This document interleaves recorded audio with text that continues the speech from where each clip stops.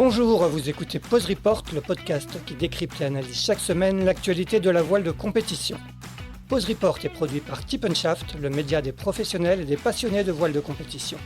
Tip & Shaft, ce sont 2 newsletters hebdomadaires en français et en anglais, des podcasts, des formations, un studio de production de contenu, une plateforme de vidéos à la demande Sailors, ainsi qu'un festival du film que vous pouvez retrouver sur tipandshaft.com.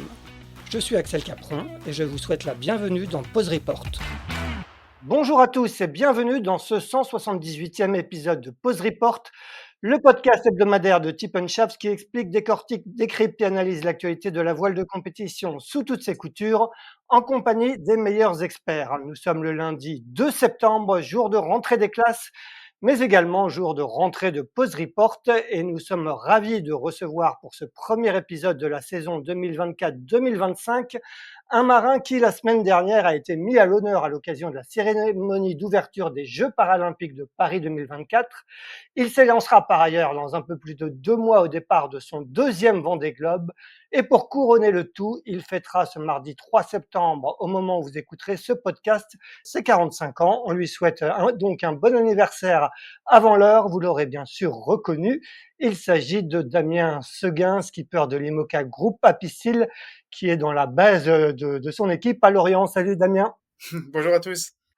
Eh bien, Damien, rentrée des classes aujourd'hui. Est-ce que la rentrée pour la famille Séguin s'est bien passée ce matin? Oui, rentrée studieuse pour tout le monde, que ce soit les enfants, alors l'équipe technique et moi-même, ça fait un peu plus de 2 ans qu'on est rentré, mais voilà, on sent bien que voilà, tout le monde reprend le chemin de l'école, le chemin du boulot, et voilà, c'est l'été perdure encore un peu au niveau météo, mais au niveau boulot, c'est reparti. Bon, c'est reparti. On va parler dans un deuxième temps du projet IMOCA, de ton projet Vendée Globe. On va déjà commencer par parler des Jeux paralympiques, l'actualité la plus fraîche. Tu as été mis à l'honneur, tu as eu l'honneur plutôt de porter le drapeau olympique avec l'astronaute britannique John McFall sur la place de la Concorde lors de la cérémonie d'ouverture la semaine dernière. C'était un peu un cadeau d'anniversaire avant l'heure. Ouais, on peut dire ça. Ouais, c'était un bel honneur que m'a fait Tony Estanguet et toute l'organisation de ces Jeux paralympiques. Et voilà, ça avait beaucoup de valeur pour moi. Le drapeau paralympique, ça symbolise l'esprit en mouvement. Et voilà, la cérémonie d'ouverture était basée aussi autour du corps et de ses différentes représentations. Et voilà, pour moi qui ai participé 4 fois à ces Jeux-là, c'est devenu une vraie famille pour moi, et ça met aussi en lumière tout l'engagement que j'ai au niveau du paralympique, avec mon association, avec ce que je fais encore pour les Jeux aujourd'hui. Et voilà, c'était assez émouvant, assez symbolique, et j'en tire beaucoup de fierté forcément. Raconte-nous comment ça s'est fait. Ils t'ont contacté il y a longtemps? Comment s'est fait, comment s'est organisée ta présence sur cette cérémonie d'ouverture? Et ben, c'est Tony m'a contacté 48 heures avant le début de la cérémonie et m'a demandé de garder ça confidentiel. Et voilà, ça s'est fait comme ça. Moi, j'étais de toute façon présent sur Paris parce que j'avais intégré toute la semaine l'équipe de France paralympique dans le village, comme j'avais fait à Tokyo, donc plus en tant qu'athlète, mais plutôt en tant qu'encadrant. Et voilà, comme j'étais là, c'était aussi la bonne occasion. Donc ça, tout ça s'est très bien passé. Ah ouais, c'était vraiment du dernière minute alors. Il fallait garder le secret, j'imagine, total pendant ces 48 heures. Ça a été dur? Est-ce que tu en as parlé quand même à ta famille, à tes proches? Je leur ai juste dit de bien regarder la cérémonie d'ouverture. Des fois, il peut y avoir certaines longueurs, mais je leur ai dit de rester concentrés tout le temps. Et donc voilà, c'était un beau cadeau pour tout le monde, ouais. Ouais, ouais. Tu l'as dit, tu t'es aussi impliqué auprès de l'équipe de France paralympique comme tu l'avais été à Tokyo. Raconte-nous un peu quel était exactement ton rôle pendant toute cette semaine. Bah, je vais dire, pour simplifier, j'ai un peu un rôle de grand frère de ces équipes de France. Alors, je dis ces équipes de France parce que je suis pas rattaché à un sport en particulier, et encore moins la voile, plus que ce n'est plus paralympique depuis 2017. Mais voilà, je fais partie de l'équipe du comité paralympique et sportif français. Auprès des athlètes, voilà, j'essaye de les aider en fait à aborder les jeux de la meilleure des façons possibles. Alors bien sûr, je suis pas spécialiste de toutes les disciplines qui sont représentées sur ces Jeux paralympiques, mais avec mon expérience de 4 Jeux, de 3 médailles glanées, j'ai quand même voilà, compris certaines choses sur comment fonctionne la performance ou la haute performance les jours de compétition. L'idée, c'est qu'ils abordent ces jeux de la meilleure des manières possibles, qu'ils soient prêts le jour J, aussi bien physiquement que mentalement, pour pouvoir réaliser une grosse perf. S'ils sont présents au jeu, c'est qu'ils ont mérité leur place.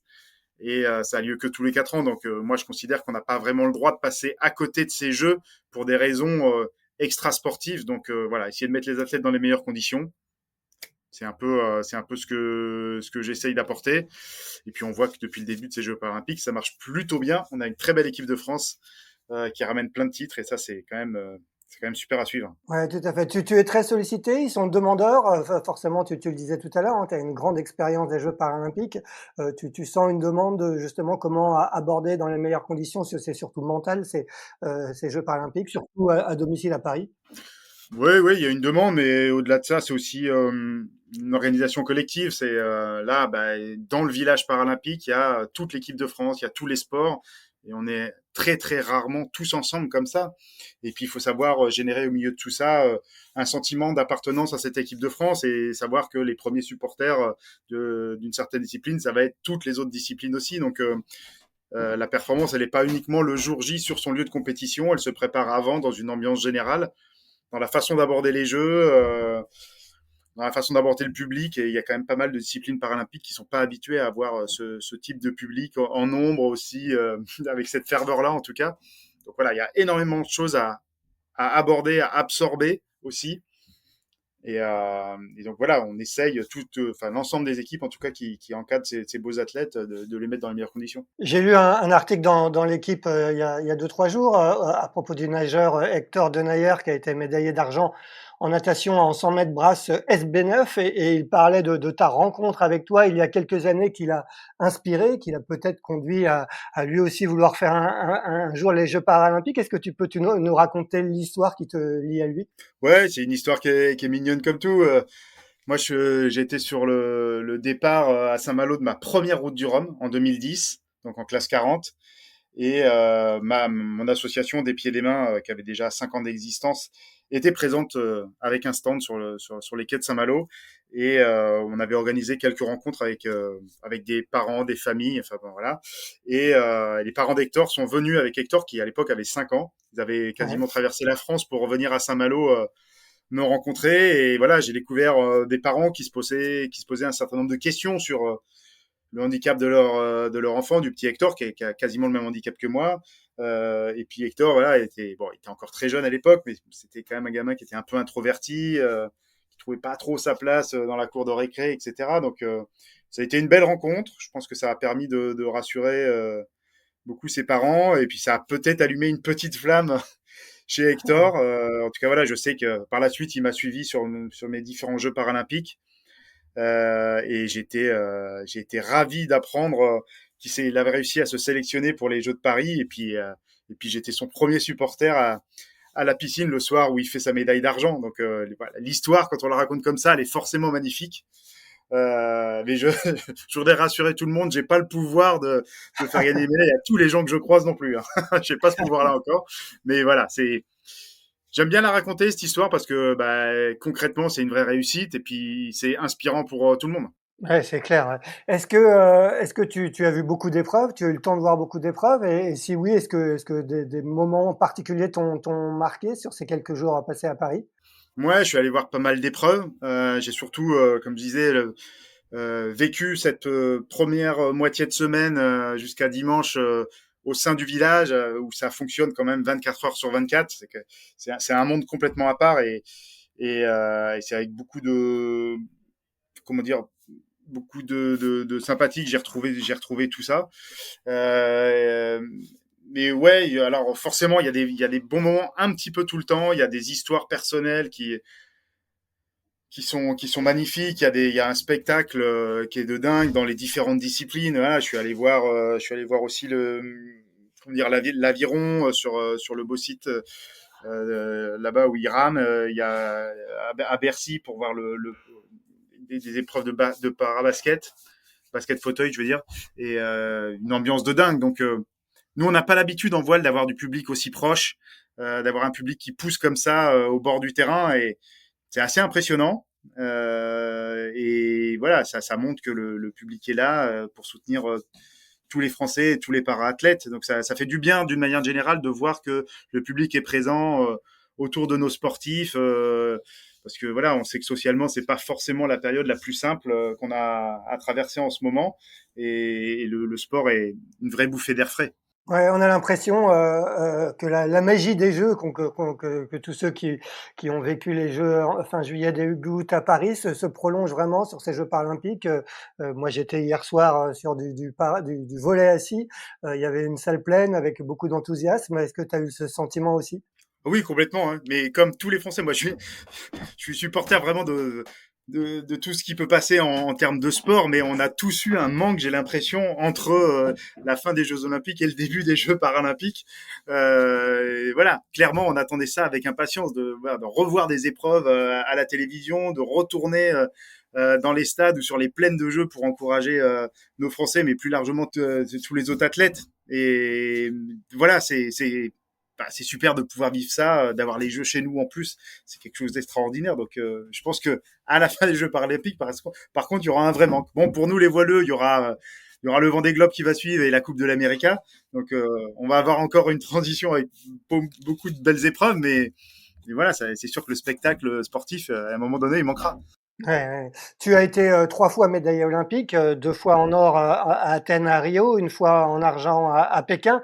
Quel est ton meilleur souvenir, toi, de ces trois jeux? Ouais, je vais dire les premiers parce que c'était une découverte à tous les niveaux. J'étais assez jeune, hein, 24 ans, c'est quand même assez jeune dans la moyenne d'âge qu'on peut avoir chez les compétiteurs, en tout cas en voile, qui est quand même un vrai sport d'expérience.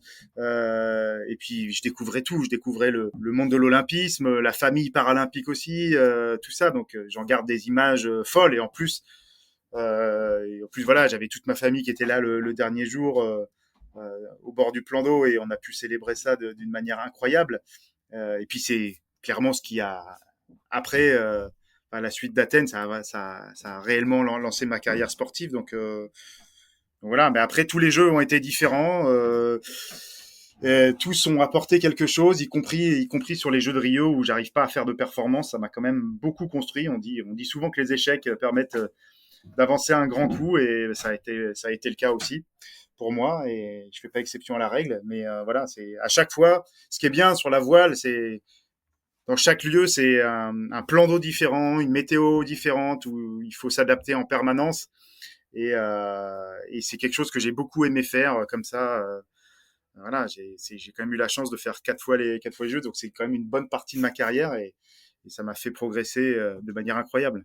Ouais, et comme tu le disais, ça a aussi lancé ta carrière, parce qu'entre-temps, tu as réussi à t'imposer aussi dans le milieu de la course au large, notamment en classe 40 et en IMOCA aujourd'hui. Est-ce qu'il a fallu forcer des portes pour te faire accepter comme un skipper comme les autres? Oui, oui, forcément, quand j'ai commencé à vouloir faire de la course au large, j'ai voulu commencer comme tout le monde par faire du Figaro et donc voilà, j'ai loué un bateau, j'ai commencé à m'entraîner et puis je me suis dit bah tiens, je vais faire la solitaire du Figaro à la fin de l'année.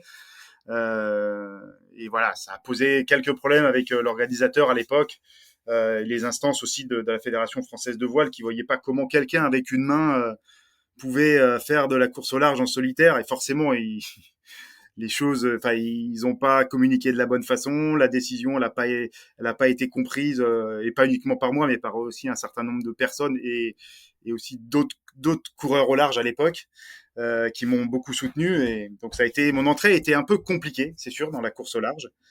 Et quand j'ai enfin été accepté l'année suivante, donc en 2006, il a fallu quand même que je fasse attention, que je ne sois pas juste une exception, mais que en ouvrant cette porte-là, il fallait quand même réussir à la maintenir ouverte pour que derrière, bah, d'autres personnes avec d'autres types de handicap ou simplement quelques différences ne se retrouvent pas avec une porte fermée devant eux et puis une incapacité à pouvoir poursuivre leur ambition ou leur rêve sportif.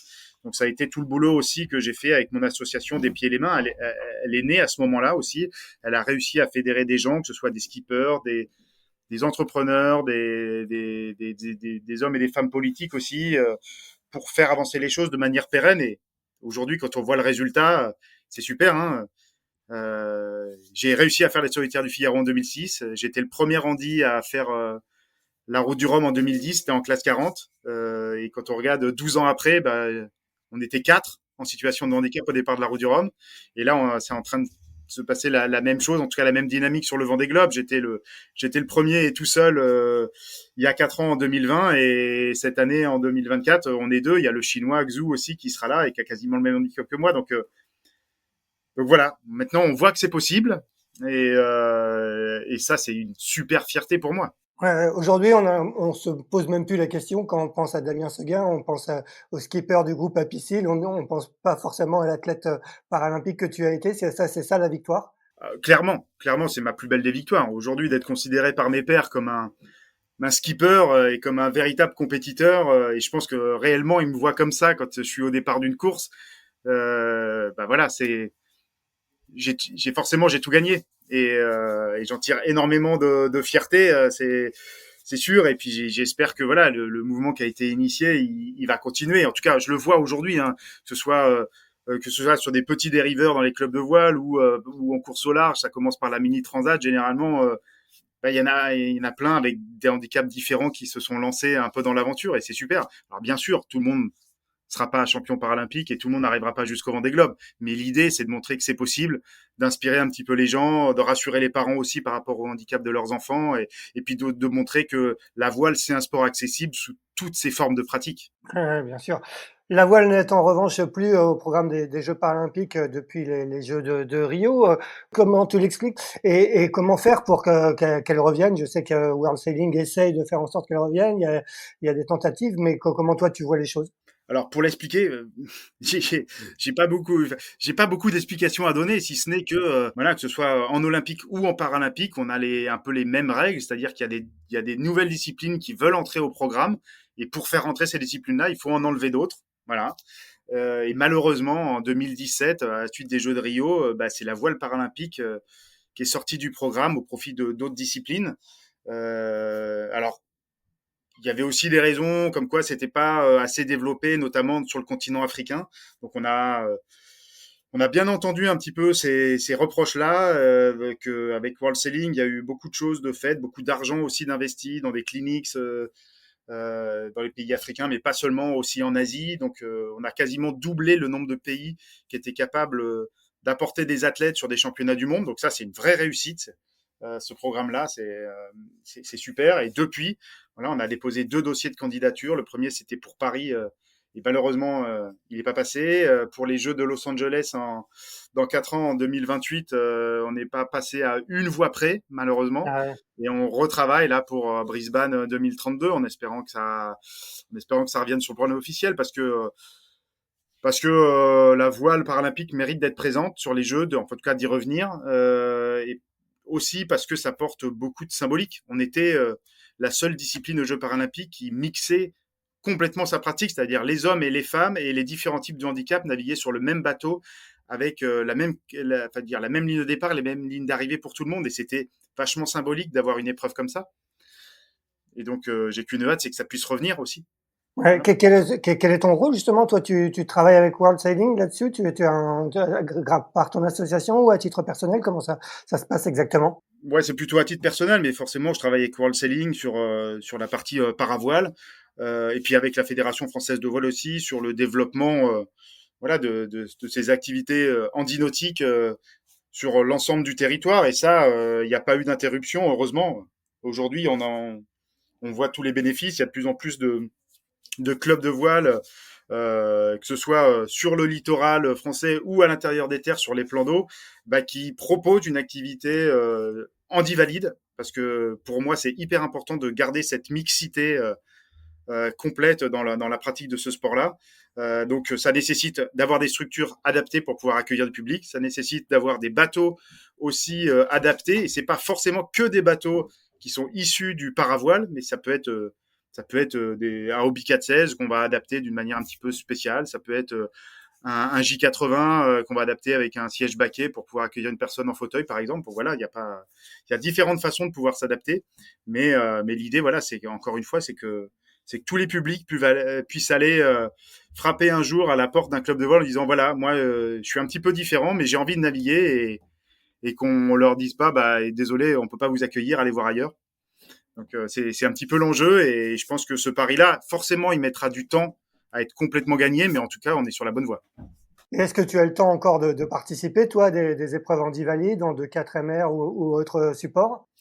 Non, malheureusement, j'ai plus beaucoup le temps. C'est un peu chronophage quand même, l'IMOCA et la préparation du Vendée Globe, mais en tout cas, je suis les compétitions et ouais, ça me manque aussi ces petits bateaux avec cette compétition olympique entre trois bouées. Donc voilà, je fais un peu de catamaran de sport quand je peux avec mon fiston et ça fait du bien. Donc voilà, mais comme tout le monde, je suis passionné par mon sport, par la voile. Et donc ouais, dès que j'ai l'occasion, forcément, je retourne sur l'eau. Si tu es passionné par la voile et par ton sport, tu as forcément aussi suivi les Jeux Olympiques et notamment les épreuves de voile du côté de Marseille.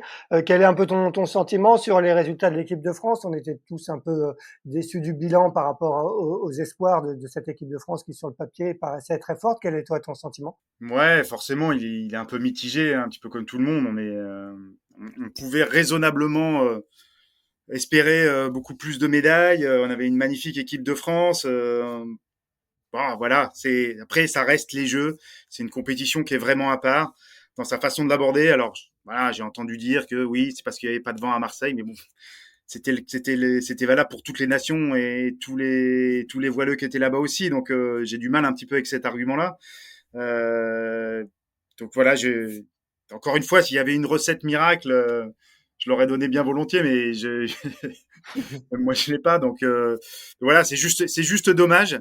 C'est juste dommage. Je suis juste déçu pour voilà pour mes copains de l'équipe de France qu'ils aient pas pu rapporter plus de titres.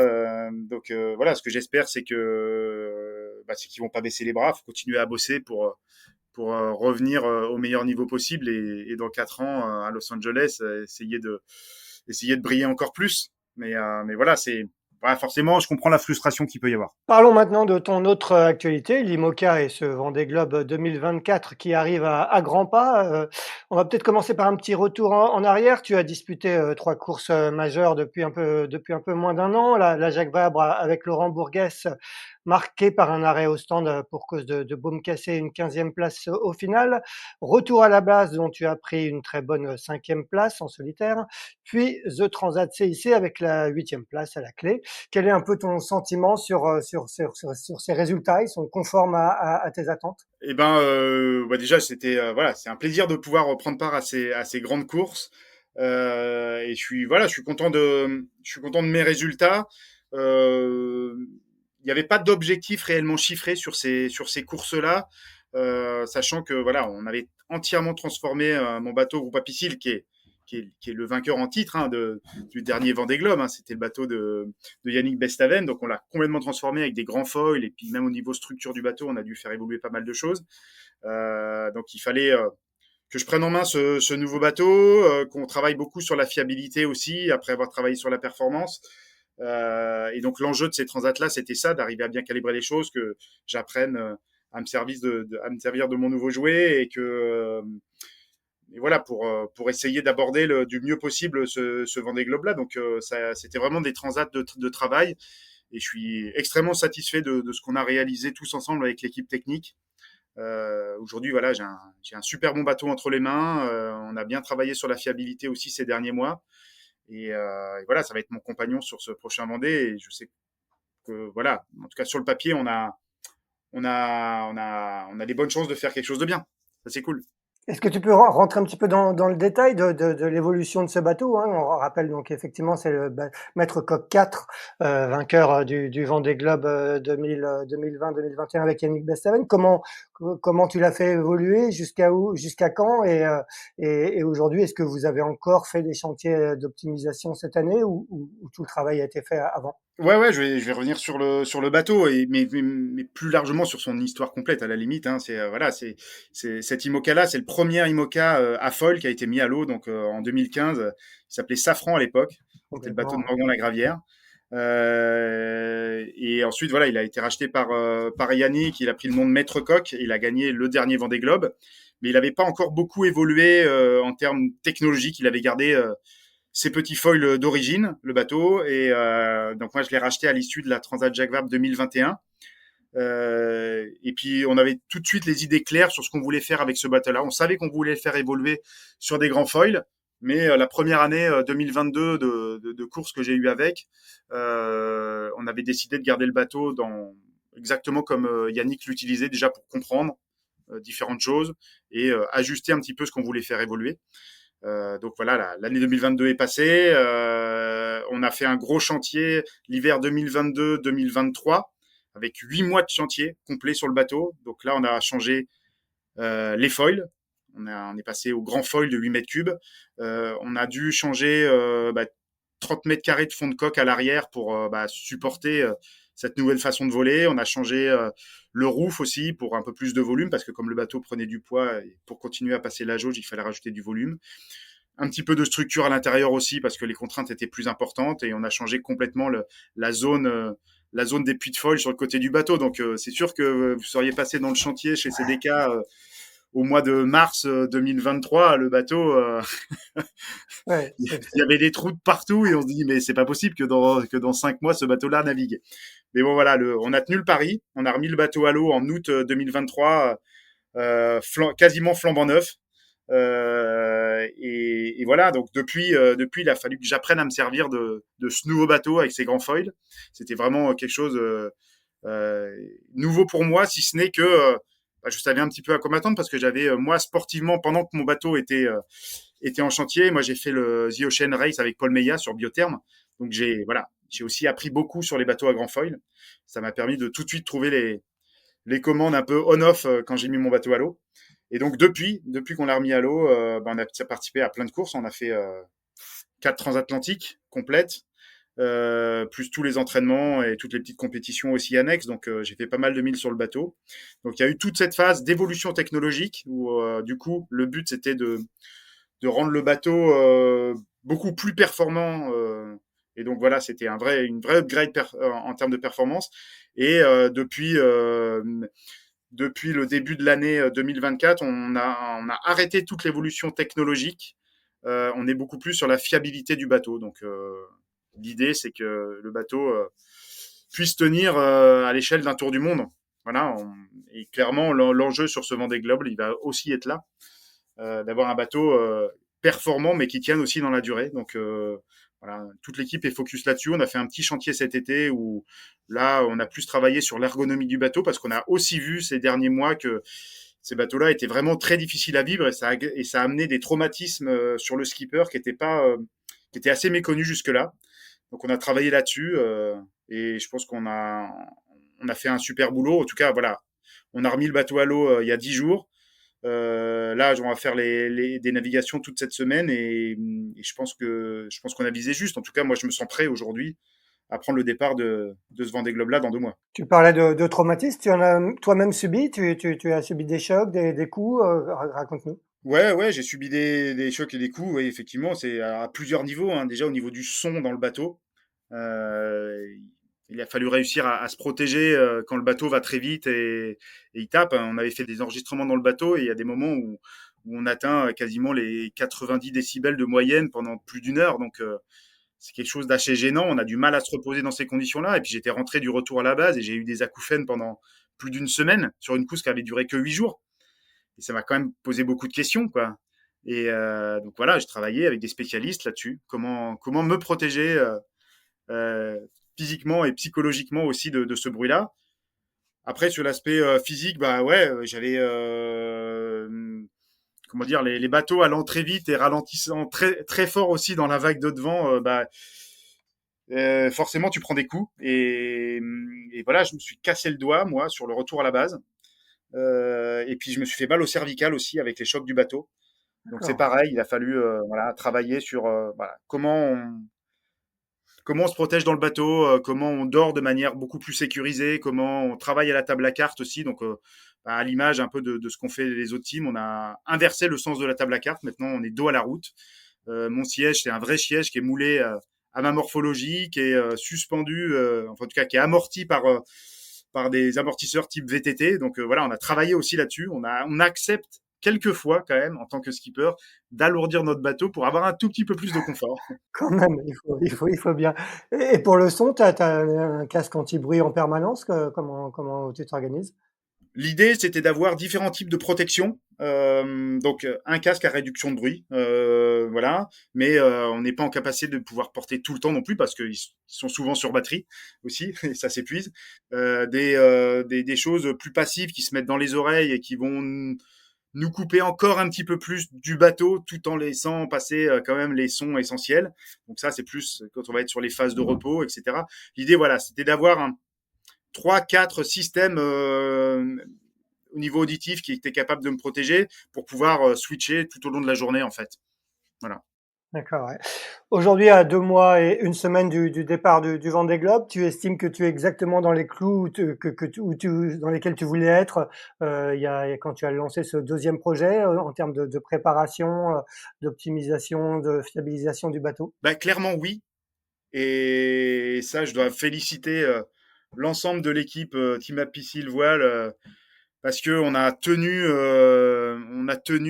nos engagements, enfin en tout cas la feuille de route qu'on avait écrite ensemble à l'issue du premier Vendée Globe. Et on a dit voilà, si on repart sur un deuxième Vendée, on aimerait que ça se passe comme ça. Et aujourd'hui, on est parfaitement dans les clous, malgré un dématage, malgré le bris d'une baume sur la Transat Jacques Vabre, etc. Euh, je suis hyper satisfait de la façon dont tout le monde a su rebondir, de la façon dont le groupe Apicil aussi nous a accompagnés dans ces moments qui étaient un petit peu compliqués aussi, pour tenir cette feuille de route et puis voilà, se dire à quelques semaines du départ du Vendée Globe, eh ben, on a le bateau qu'on voulait, on a le bateau dans la configuration qu'on espérait et moi, en tant que skipper aussi, je me sens prêt à me lancer dans la bataille. Il y a le défi Azimut dans 2 semaines, dernière répétition avant le Vendée Globe. Tu en attends quoi de cette épreuve qui est un peu toujours l'épreuve de rentrée ou de répétition, même si c'est pas, on peut pas dire qu'une épreuve de 48 heures soit une vraie une répétition du Vendée Globe, mais qu'est-ce que tu en attends, toi?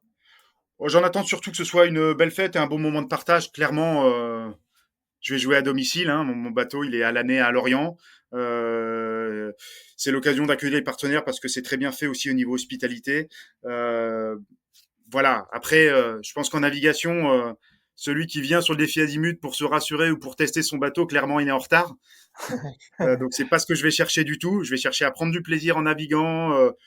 Voilà, si je peux y mettre de la performance, bah, j'en mettrai aussi. Mais avant tout, c'est de protéger le bateau parce qu'on va quand même être nombreux dans un petit périmètre.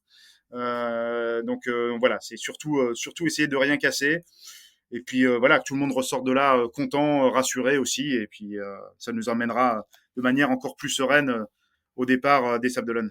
Il restera un mois avant de partir au sable après ce défi Azimut. C'est quoi le rétro-planning pour toi? Est-ce que tu vas te ménager quand même des moments en famille ou de repos ou maintenant tu es vraiment sur l'autoroute vers les Sables d'Olonne et ce départ? Bah, va y avoir des voilà, on est clairement sur voilà sur la dernière ligne droite. Hein, donc c'est vrai que le bateau prend quand même beaucoup de bandes son dans la préparation, mais voilà, j'arrive quand même à dégager du temps pour travailler plus spécifiquement sur voilà, sur la météo à l'échelle du Tour du Monde. Voilà, je suis dans les révisions de toutes les notes que j'ai pu prendre il y a 4 ans de ça.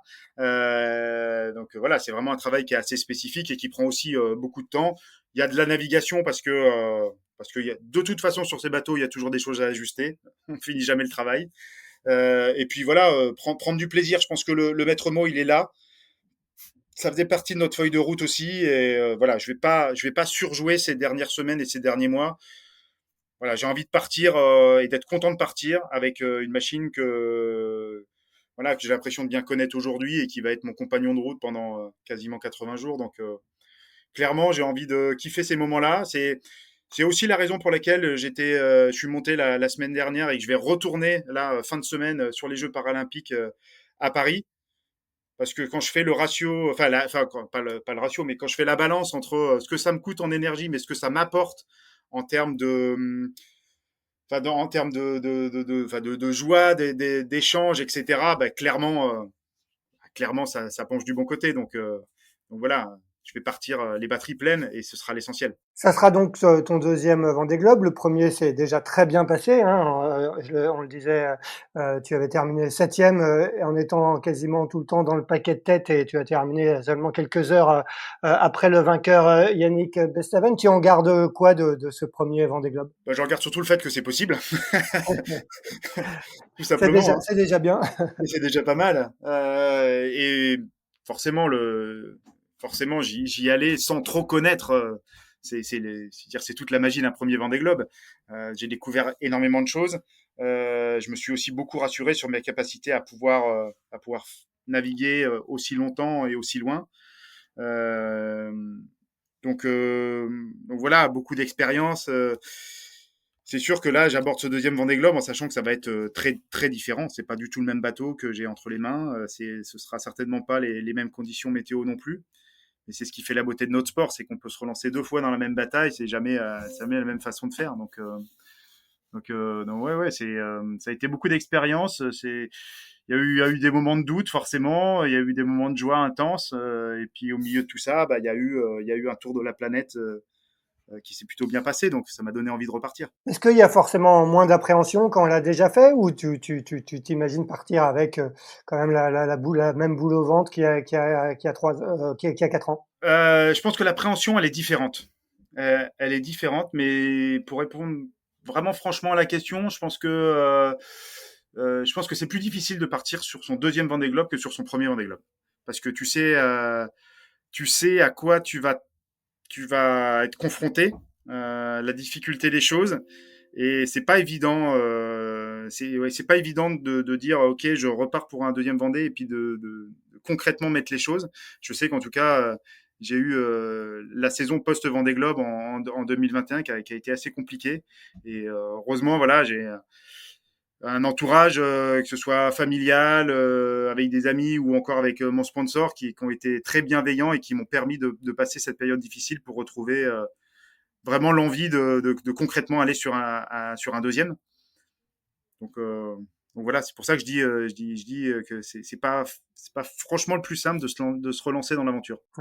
Sportivement, dans quel cours tu as envie de jouer? Est-ce que faire septième comme il y a 4 ans, c'est encore dans tes cordes? C'est ce que tu vises? Ou quand tu regardes le plateau, hein, à chaque édition, il y a toujours plus de bateaux. On dit toujours que la concurrence est toujours plus relevée. Ça semble encore le cas cette année. Dans quel cours tu as envie de jouer? Bon, clairement, j'ai envie de jouer dans la cour, dans la cour des grands, devant, quoi. Donc, je me suis aussi engagé sur un deuxième Vendée Globe pour que sportivement et technologiquement, je passe un cap aussi et qu'il y ait une amélioration, enfin, qu'il y ait en tout cas une progression par rapport par rapport au premier Vendée Globe. Donc, c'est pour ça on a racheté un bateau qui était plus performant. C'est pour ça qu'on l'a fait évoluer aussi de manière significative. C'est pour ça qu'on a fait grandir aussi le partenariat avec Groupe Apicil, que l'équipe technique aussi s'est étoffée. Donc on a plus de personnes, on a plus de compétences qui sont associées. Donc c'était important pour moi de voir cette progression-là. Après voilà, sur un Vendée Globe, c'est difficile de faire un pronostic.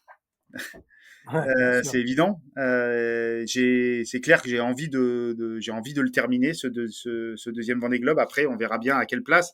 Ça se trouve, je ferai septième ou je ferai huitième et je serai hyper content. Et ça se trouve, je ferai troisième ou quatrième en étant déçu. Je sais pas. On verra bien comment ça va se passer. Mais en tout cas, j'avais besoin de moi de voir qu'il y avait une progression entre ces deux Vendée Globes là. On a clairement affiché, en tout cas, l'ambition de pouvoir faire un top 5. Donc, on a mis les choses en face avec le bateau, avec les moyens financiers et humains. Après, ça restera de la course. On verra bien si on arrive à atteindre cet objectif-là ou pas. Mais je me mets pas trop de pression là-dessus, quand même. J'ai envie j'ai envie de faire une belle course et je sais qu'aujourd'hui, à quelques semaines du départ, je sais que j'en ai les capacités. Donc, on verra bien. Et je me souviens vraiment aussi. Il y a 4 ans, au départ de ce premier Vendée Globe, j'avais un bateau à dérive et tous les pronostiqueurs disaient ah ouais, mais de toute façon, vous, avec le bateau à dérive, vous allez finir une semaine après les bateaux à foil et on vous voit absolument pas dans le top 10. Bon, Bien au sûr, final, je ouais. fais sixième sur la ligne d'arrivée et je finis à 12 heures du premier. Donc voilà, ça reste la magie de notre sport. Ouais, ouais. Et justement, est-ce que j'allais te poser la question, est-ce que tu estimes que cette fois, l'écart entre les nouveaux foilers, en tout cas la génération de 2024 et la précédente, et même la tienne qui est encore la précédente, est-ce que tu as l'impression que cette fois-ci l'écart est encore plus important ou il peut exactement se passer la même chose qu'il y a 4 ans finalement avec peu d'écart entre les différents foilers et même avec les bateaux à dérive? Je pense que sur le papier, il y a un vrai écart. Je pense que si on regarde un petit peu les dernières transatlantiques, cet écart, il peut se vérifier. Mais quand on parle de Vendée Globe et de Tour du Monde, je pense qu'on peut absolument pas se baser, et il faut pas se baser sur ce qu'on a vu ces derniers mois et même ces 2 dernières années. Ça rebat entièrement les cartes. Et je pense qu'on est vraiment, on n'est pas du tout à l'abri d'avoir un scénario comme sur le dernier Vendée, d'avoir des grosses surprises en termes de génération de bateaux sur la ligne d'arrivée, voire même sur le podium. C'est une course qui est tellement à part de ce qu'on connaît d'habitude que voilà, encore une fois, celui qui se lance à faire un pronostic avant, je lui souhaite bon courage quand même, hein. Bon, on essaiera de faire quand même l'exercice d'anti-punch-shaft Oui, avant. parce que c'est marrant à faire. Je l'accorde. Bien sûr. Pour finir, Damien, beaucoup de projets sont déjà lancés pour 2028. On a même pas mal de bateaux déjà en construction. Est-ce que du côté de Damien Séguin et du groupe Apicil, c'est aussi une réflexion en cours où en êtes-vous? Ou est-ce que vous ne vous êtes fixé que pour cette deuxième édition pour l'instant et vous verrez après? Alors c'est sûr on est vraiment focus là sur cette édition du Vendée Globe. Après, voilà, j'essaye concrètement de construire la suite. Est-ce que je continue en IMOCA ou est-ce que j'évolue sur une autre classe? Voilà, concrètement, j'ai plein d'envies. Il va falloir que je fasse le tri entre toutes ces envies-là pour donner un peu une orientation à ma carrière. Mais ce qui est sûr, c'est que j'ai envie de continuer à faire de la course large. Ça, c'est évident. J'ai encore plein de choses à apprendre et encore pas mal de moyens de progresser. Et puis, donc voilà. Donc, pour l'instant, j'ai rien de fixé. Je vais essayer de saisir les opportunités au vol aussi, que ce soit voilà dans la catégorie de bateau ou avec différents partenaires qui voudront m'accompagner aussi. Donc voilà, les choses sont ouvertes. Pour l'instant, j'ai juste l'envie de continuer à bien faire les choses, tout simplement. Un tout petit dernier mot. Tu parlais tout à l'heure de Coupe de l'América. Est-ce que le marin Damien Séguin s'intéresse aussi à la Coupe de l'América et quel est un peu son regard sur le défi français Orient Express Racing Team? Ah, mais j'ai toujours eu un œil hein, sur la Coupe de l'América. C'est quand même un laboratoire assez exceptionnel. Et puis là, ils nous font rêver en faisant voler des engins en allant 4 fois plus vite que le vent. Et voilà, il y a une densité superbe au niveau des capacités de chacun à pouvoir tirer son épingle du jeu. Donc là, voilà, on est à la moitié des round robin. Une petite hiérarchie qui s'est mise en place, mais c'est passionnant parce qu'il y a des équipages qui peuvent progresser encore beaucoup, dont les Français notamment. Et voilà, c'est passionnant. C'est quand même un pan d'histoire du sport et encore plus de notre discipline, la voile en particulier. C'est très éloigné de ce qu'on vit en course au large, certes, mais ça reste des jolis bateaux qui nous font rêver. Eh bien, très bien, ça sera le mot de la fin. Merci beaucoup, Damien, de nous avoir accordé du temps en plein rush, en pleine dernière ligne droite en vue du Vendée Globe. On te souhaite un bon retour à Paris pour la fin des Jeux paralympiques et surtout un deuxième Vendée Globe. Quant à nous, on se retrouve mardi prochain pour un 179e épisode de Pause Report. Bonne journée à toutes et à tous. Au revoir, Damien. Merci, au revoir. Merci d'avoir écouté cet épisode de Pause Report. N'hésitez pas à nous dire ce que vous en pensez en bien ou en mal et n'hésitez pas à le partager. Si vous souhaitez suivre l'actualité de la voile de compétition, je vous encourage à vous abonner à la newsletter de Tip & Shaft, envoyée chaque vendredi à 17h. Pour vous inscrire, ça se passe sur tipandshaft.com. À bientôt!